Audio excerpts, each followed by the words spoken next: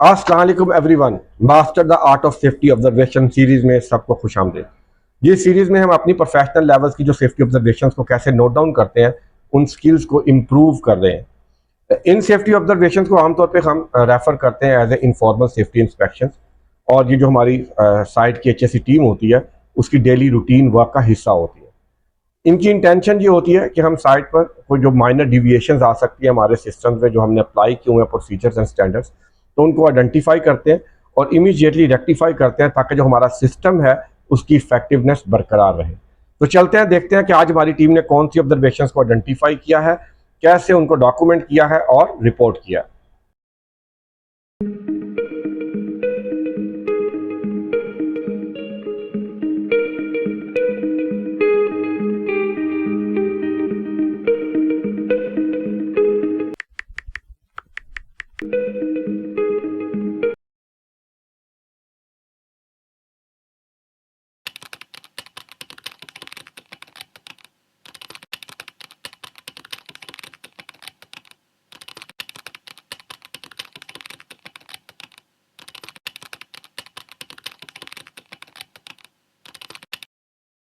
इस ऑब्जर्वेशन को कैटेगराइज किया हाई रिस्क में। लेबल है इसका material excavation collapse and fall hazard.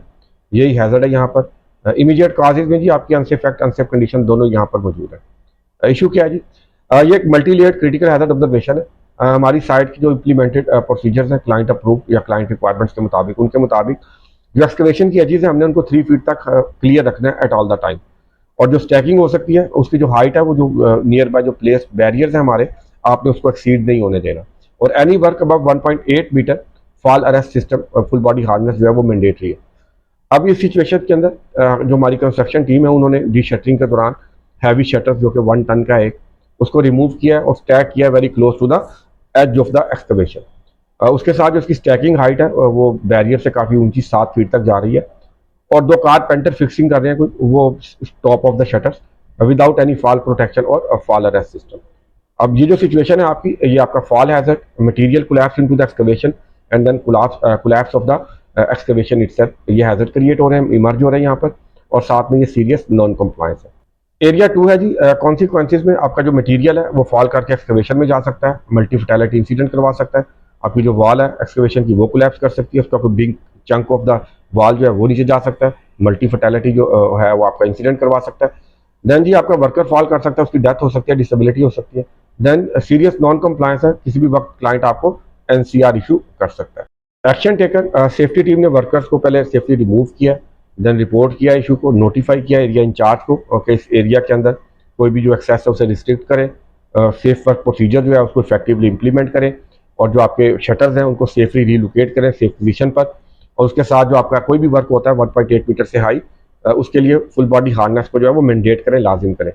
Then training recommend की है जी इन्वॉल्व टीम के लिए, work at height fall prevention पे, एक्सकवेशन सेफ्टी पे, then safe work method statements के ऊपर। उसके साथ साथ जो ये क्योंकि क्रिटिकल इशू है तो सेफ्टी टीम ने इसको एज ए नियर मिस भी रिपोर्ट किया ताकि जो कम्प्रीहेंसिव एक्शन प्लान है उसको इम्प्लीमेंट किया जाए और इसकी रीअकरेंस को अवॉइड किया जाए इन फ्यूचर।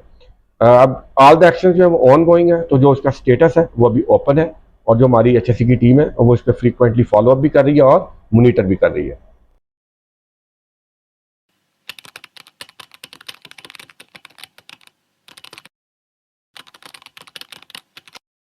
अब सेफ्टी ऑब्जर्वेशंस को नोट करने के अलावा हमें आइडिया होना चाहिए कि हमारी ऑब्जर्वेशंस है ये HSE मैनेजमेंट का बहुत पावरफुल टूल है। ये जो हमारी ऑब्जर्वेशन है बेसिकली ये हमारी पास्ट, प्रेजेंट और जो हमारी फ्यूचर की परफॉर्मेंस है उसका कंप्लीट ट्रैक रिकॉर्ड है।